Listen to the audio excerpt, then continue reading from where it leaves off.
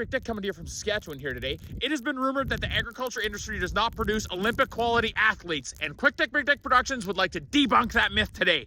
Let's have an up close and personal look into the bowels of the training programs for our agriculture Olympic competitors.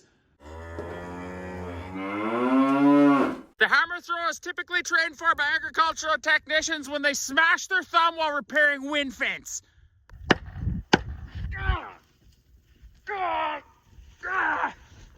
Damn it! Said agricultural technician then spends an obscene amount of time trying to locate the hammer that was thrown out of anger, rendering training highly ineffective. High jump training typically occurs when one of these old bags puts the run of death on you as you're trying to tag their calf in the pen. Nothing jumps higher, faster, and harder than a man running away from a pissed off new mother. Whoa. You bag! 1,500 meter run is trained for when you put Morty into the Toolies and you're a mile away from Big Mustache Al's place. You have to run across the field to get the tractor to get it pulled out before he knows you're in the ditch. Nothing makes a man run faster and harder than the fear of knowing that Big Mustache Al will never let you live it down if he finds out. The 110 meter hurdles are also trained for in conjunction with the 1,500 meter run if the field you are running across has leftover canola swaths in it for the winter.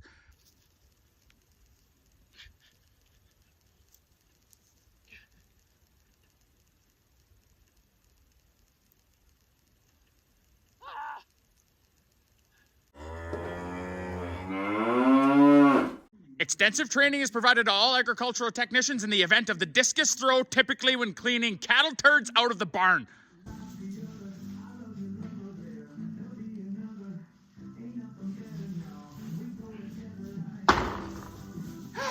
Training is typically halted in the spring as the discs lose their structural integrity as they begin to thaw, and training can become quite messy.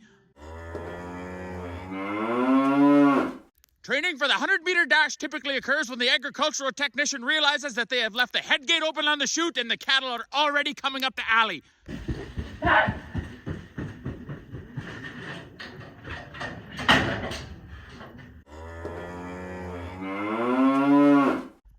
The clean and jerk is typically trained for while checking oil on farm trucks.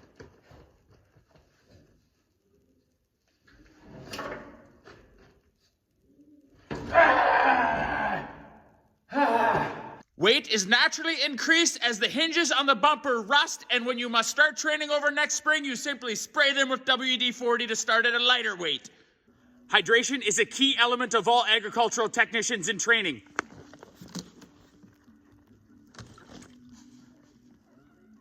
It's good.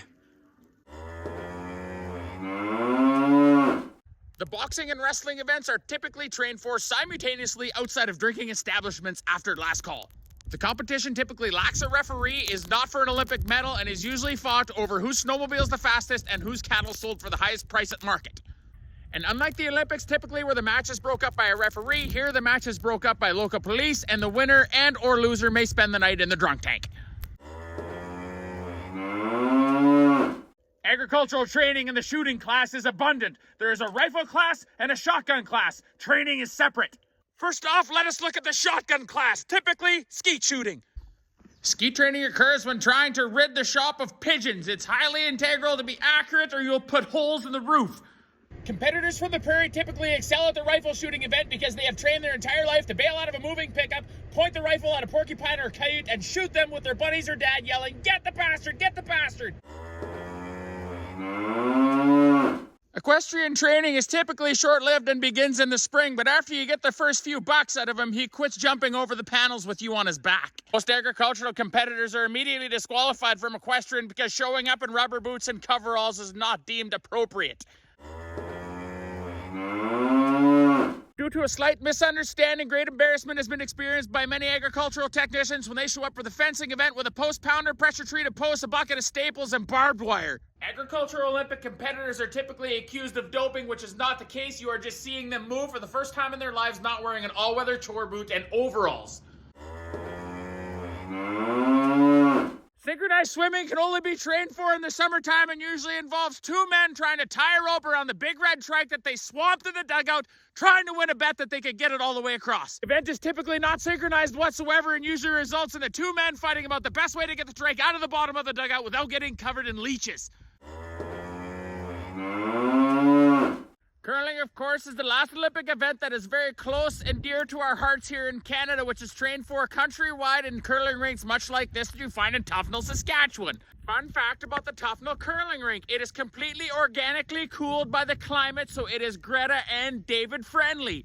And nothing hones an Olympic curler's skill like having to throw an intern around the drip marks on the ice from the roof on a sunny day. So keep training hard out there, folks. That gold medal is always just around the corner. Until next time, this is Quick Dick McDick saying a Saskatchewan man's greatest fear is a world that exists without beer. We'll catch you next time.